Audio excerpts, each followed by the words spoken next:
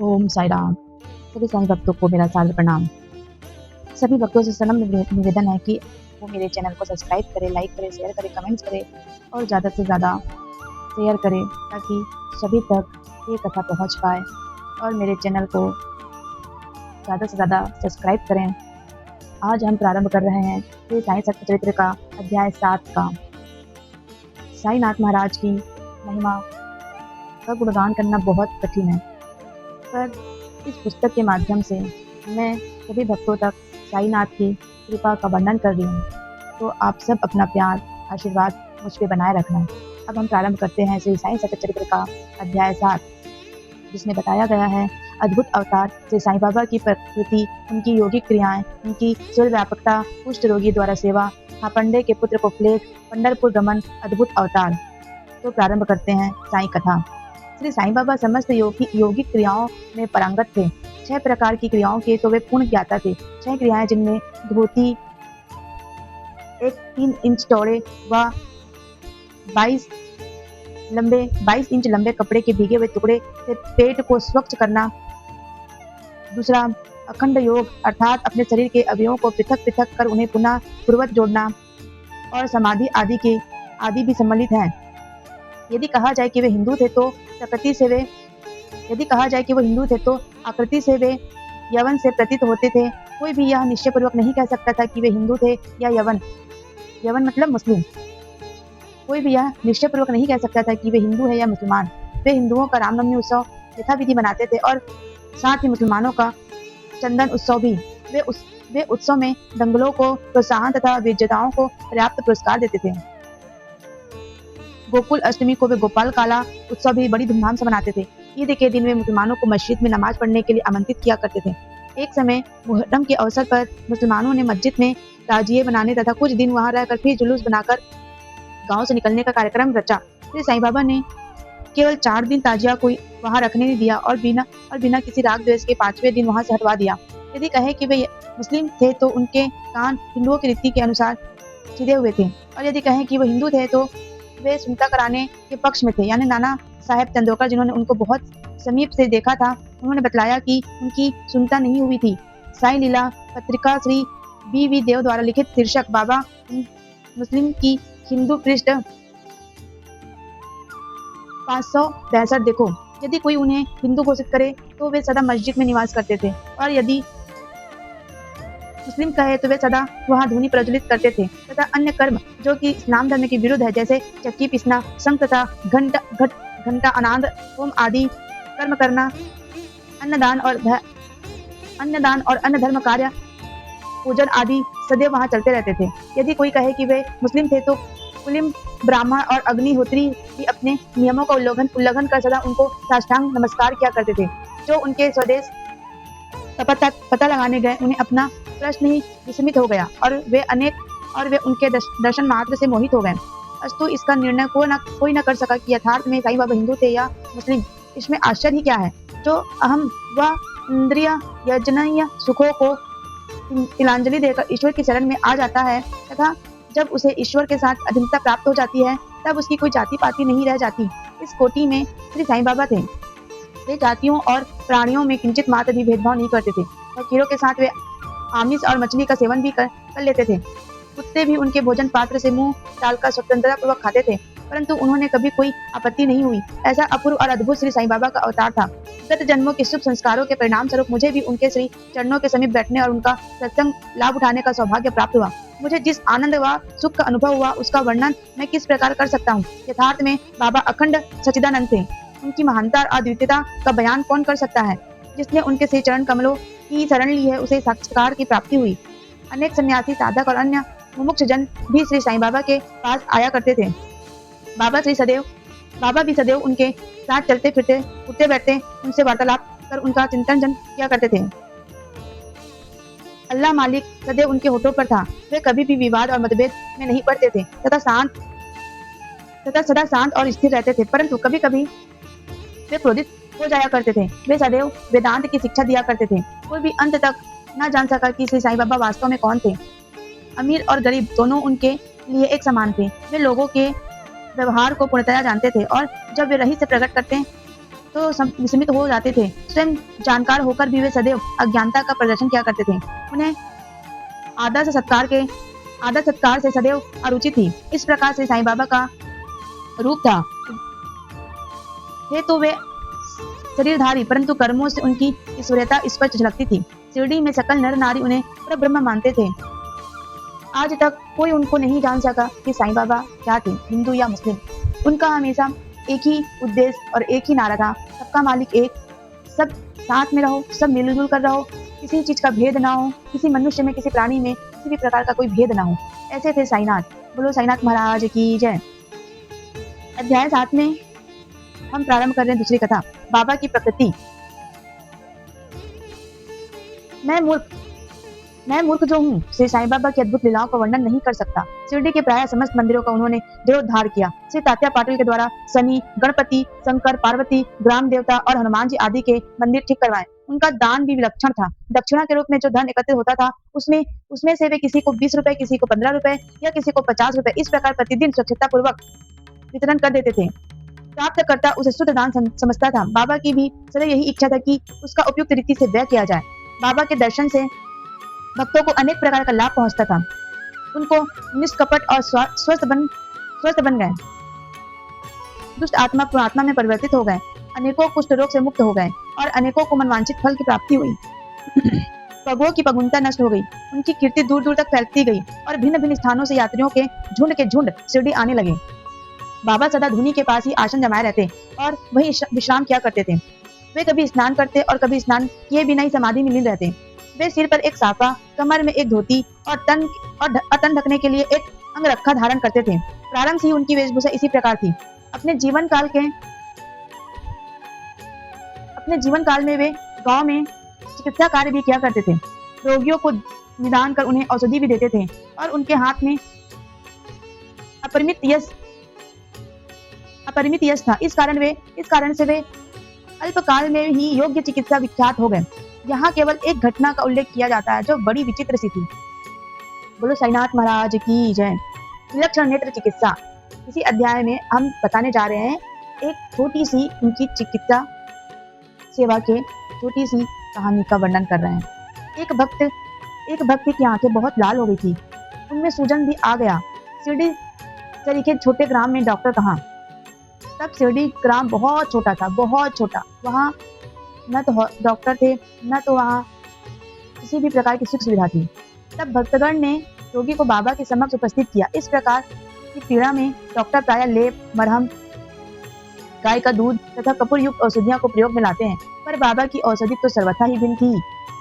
उन्होंने भिलवावा पीस कर उसकी 2 गोलियां बनाई और रोगी के नेत्रों में एक एक गोली चिपकाकर कपड़े की पट्टी से आंखों में बांध दी। दूसरे दिन पट्टी हटाकर नेत्रों के ऊपर जल के छींटे डाले। सूजन कम हो गई और नेत्र प्रायः निरोग हो गए। नेत्र शरीर का एक अति सूक्ष्म कोमल अंग है, परंतु बाबा की औषधि से कोई हानि नहीं हुई, वरन नेत्रों की व्याधि दूर हो गई। इस प्रकार अनेक रोगी निरोग हो गए। यह घटना तो केवल एक उदाहरण स्वरूप यहाँ दी गई है। बोलो साईनाथ महाराज की जय। बाबा की योगी क्रियाएं। अध्याय 7 में हम दूसरी कथाओं का वर्णन कर रहे हैं। बाबा की योगी क्रियाएं।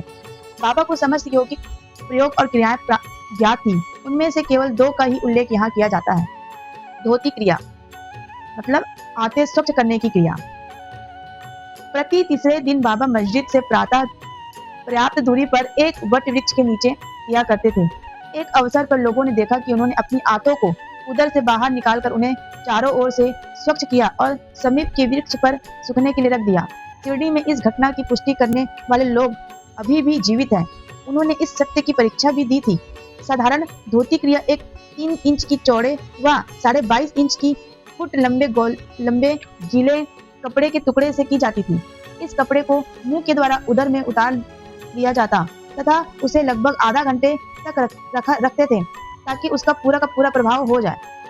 तत्पश्चात उसे बाहर निकाल लेते। पर बाबा की तो यह धोती क्रिया सर्वथा विचित्र और असाधारण थी। बोलो साईनाथ महाराज की जय।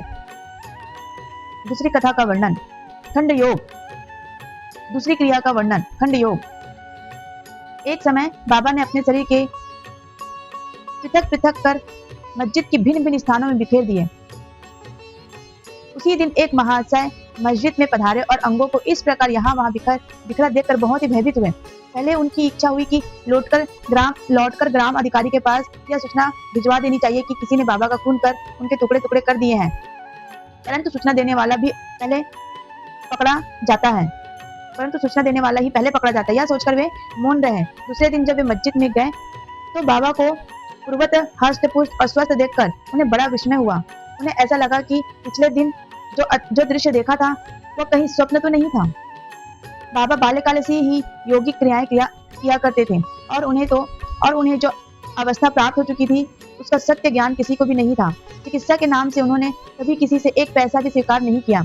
अपने उत्तम लोकप्रिय गुणों के कारण उनकी कीर्ति दूर दूर तक फैल गई। उन्होंने अनेक निर्धनों और रोगियों को स्वस्थ प्रदान किया। इस प्रसिद्ध डॉक्टर ने कभी अपने स्वार्थ की चिंता न कर अनेक विघ्नों का सामना किया तथा स्वयं असहनीय वेदना और कष्ट सहन कर सदैव दूसरों की भलाई की और उन्हें विपत्तियों से सहायता पहुंचाई। वे सदा पर कल्याण चिंतित रहते थे। ऐसी ही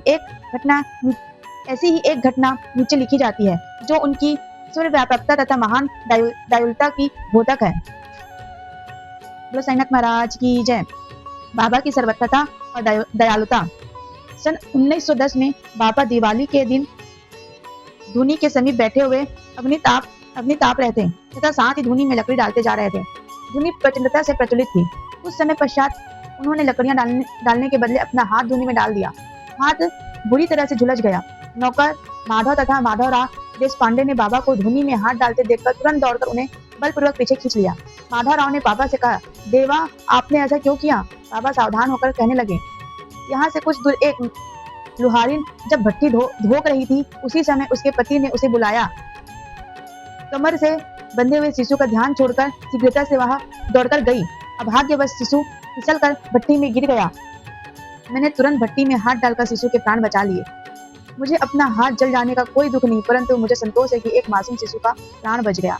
ऐसे परम दयालु हे साईनाथ, जिनकी कृपा दृष्टि सदैव अपने हर भक्तों पे रहती थी और जो आज भी अपने भक्तों के ऊपर अपनी कृपा करुणा बनाए रखते हैं। गुरु साईनाथ महाराज की जय। अध्याय 7 में हम दूसरे कथा का वर्णन करते हैं। कुष्ठ रोगी द्वारा सेवा।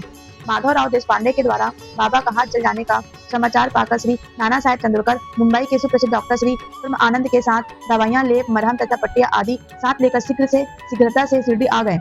उन्होंने बाबा से डॉक्टर परमानंद को हाथ की जांच करने और जले हुए स्थान में दवा लगाने की अनुमति मांगी। यह प्रार्थना अस्वीकृति हो गई। हाथ जल जाने के पश्चात एक कुष्ठ रोग पीड़ित भक्त भागोजी सिंधे उनके हाथ पर सदैव पट्टी बांधते थे। उनका कार्य था प्रतिदिन जले हुए स्थान पर घी मलना और उसके ऊपर एक पत्ता रखकर पट्टियों से उन्हें पुनः पूर्वक कसकर बांध देना, घाव शीघ्र भर जाए। इसके लिए नाना साहेब चंद्रकर ने पट्टी छोड़ने तथा डॉक्टर परमानंद से जांच व चिकित्सा कराने का बाबा से बारंबार अनुरोध किया।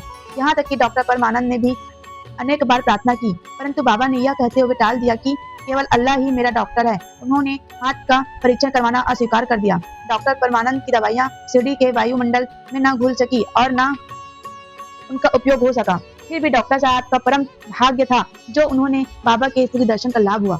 भागोजी को दवा लगाने की अनुमति मिल गई।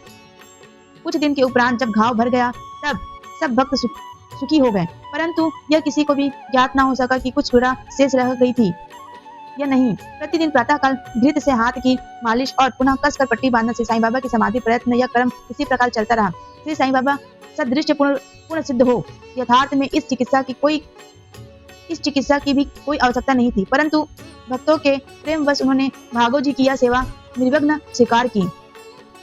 जब बाबा लैंडी को जाते तो भागोजी छाता लेकर उनके साथ ही जाते थे। प्रतिदिन प्रातःकाल जब बाबा धुनी के पास आसन पर विराजते तब भागोजी वहां पहले से ही उपस्थित रहकर अपना कार्य प्रारंभ कर देते थे। भागोजी ने पिछले जन्म में अनेक पाप कर्म किए थे, इस कारण वे कुष्ठ रोग से पीड़ित थे। उनकी उंगलियां जल चुकी थी और शरीर पीप आदि से भरा हुआ था, जिससे दुर्गंध भी आती थी। यद्यपि ब्राह्मण दृष्टि से भी वे दुर्भागी प्रतीत होते थे, परंतु बाबा का प्रधान सेवक होने के नाते यथार्थ में वे ही अधिक भाग्यशाली तथा सुखी थे। उन्हें बाबा के सानिध्य का पूर्ण लाभ प्राप्त हुआ। ऐसे थे साईनाथ, जो हर वर्ग के प्राणी को, किसी भी प्रकार के कष्ट रोगी व्यक्ति को अपना लिया करते थे। बोलो साईनाथ महाराज की जय। बालक खांडे को फ्लैट। अब मैं बाबा की एक दूसरी अद्भुत लीला का वर्णन करूंगा। श्रीमती खांडे अमरावती के श्री दादा साहेब खांडे की धर्म पत्नी अपने छोटे पुत्र के साथ कई दिनों से शिरडी में थी। पुत्र शीघ्र ज्वर से पीड़ित था। पुत्र तीव्र ज्वर से पीड़ित था। तत्पश्चात उसे प्लेग की गिल्ठी यानी कि गांठ भी निकल आई। श्रीमती खांडे भयभीत हो बहुत घबराने लगी और अमरावती लौट जाने का विचार करने लगी। संध्या समय जब बाबा वायु सेवन के लिए वाड़े के पास से जा रहे थे, तब उन्होंने उनसे लौटने की अनुमति मांगी तथा कपटी स्वर में कहने लगी कि मेरा प्रिय पुत्र प्लेग से ग्रस्त हो गया है, अतः अब मेरे घर लौटना चाहती हूँ। प्रेम पूर्वक उनका समाधान करते हुए बाबा ने कहा, आकाश में बहुत बादल छाए हुए हैं, अन्य उनके हटने की आकाश पूर्वक स्वच्छ हो जाएगा। उनके हटते ही आकाश में बहुत बादल छाए हुए हैं। बाबा ने कहा, प्रेम पूर्वक समाधान करते हुए बाबा ने उनसे कहा श्रीमती खांडे से कि आकाश में बहुत बादल छाए हुए हैं, उनके हटते ही आकाश पूर्वतः स्वच्छ हो जाएगा। ऐसा कहते हुए उन्होंने कमर तक अपनी कफनी ऊपर उठाई और वहां उपस्थित सभी लोगों को अंडों के बराबर 4 गिल्टियां दिखाकर कहा, देखो मुझे अपने भक्तों के लिए कितना कष्ट सहना पड़ता है, उनके कष्ट मेरे हैं। यह विचित्र और असाधारण लीला देखकर लोगों को विश्वास हो गया कि संतों को अपने भक्तों के लिए किस प्रकार कष्ट सहन करने पड़ते हैं। संतों का हृदय मोम से भी नरम तथा मक्खन जैसा कोमल होता है। वे अकारण ही भक्तों से प्रेम करते हैं और उन्हें अपनी निजी संबंधी समझते हैं, अपना समझते हैं। ऐसे थे साईनाथ। बोलो साईनाथ महाराज की जय। पंढरपुर गमन और निवास। बाबा अपने भक्तों से कितना प्रेम करते और किस प्रकार उनकी स्वस्थ समस्त इच्छाओं तथा समाचारों को पहले से ही जान लेते थे, इसका वर्णन कर मैं यह अध्याय समाप्त करूंगा। नाना साहेब चंद्रोकर बाबा के परम भक्त थे। वे खानदेश में नंदुरबार के मालकतार थे। उनका पंढरपुर को स्थानांतरण हो गया और श्री साईं बाबा की भक्ति उन्हें फलदायी हो गई, क्योंकि उन्हें पंढरपुर जो पृथ्वी का स्वर्ग है सदृश ही समक्षा जाता है, उसमें रहने का अवसर प्राप्त हो गया। पंढरपुर स्थान जिसको पृथ्वी में स्वर्ग के समान समझा जाता है, उसमें उनको रहने का अवसर प्राप्त हो गया। नाना साहेब को शीघ्र ही कार्यभार संभालना था, इसलिए वे किसी को पूर्व पत्र या सूचना दिए बिना ही शिरडी से चले गए। वे अपने पंढरपुर यानी कि शिरडी में अचानक ही पहुंचकर अपने विठोबा यानी कि बाबा को नमस्कार कर फिर आगे प्रस्थान करना चाहते थे। नाना साहेब के आगमन की किसी को भी सूचना न थी, परंतु बाबा से क्या छिपा था, वे तो सर्वज्ञ थे। जैसे ही नाना साहेब नीम गांव पहुंचे, बाबा पास बैठे ही महालसापति अप्पा सिंधे और काशीराम से वार्तालाप कर रहे थे। उसी समय मस्जिद में शांति छा गई और बाबा ने अचानक ही कहा, चलो चारों मिलकर भजन करें। पंढरपुर के द्वार खुले हुए हैं, यह भजन प्रेम पूर्वक गाएं। सब मिलकर गाने लगे। भावार्थ था, मुझे पंढरपुर जाकर वहीं रहना है, क्योंकि वह मेरे स्वामी का घर है। बाबा गाते जाते और भक्तगण उसे दोहराते जाते। उस समय में नाना साहब ने वहां सुकुटुंब पहुंचकर बाबा को प्रणाम किया। उन्होंने बाबा से पंढरपुर पधारने तथा वहां निवास करने की प्रार्थना की। पाठकों, अब इस प्रार्थना की आवश्यकता ही कहाँ थी। भक्तगण ने नाना साहब को बतलाया कि बाबा पंढरपुर वास के भाव से पहले से ही थे। यह सुनकर नाना साहब द्रवित हो श्री चरणों पर गिर पड़े और बाबा की आज्ञा उदी तथा आशीर्वाद प्राप्त कर वे पंढरपुर को रवाना हो गए। बाबा की कथाएं अनंत है। अन्य विषय जैसे मानव जन्म का महत्व, बाबा का भिक्षावृत्ति पर निर्वाह, पैजाबाई की सेवा तथा अन्य कथाओं को अगले अध्याय के लिए शेष रखकर अब मुझे यहाँ विश्राम करना चाहिए। श्री सच्चिदानंद सद्गुरु साईनाथ महाराज की जय। ओम साई राम।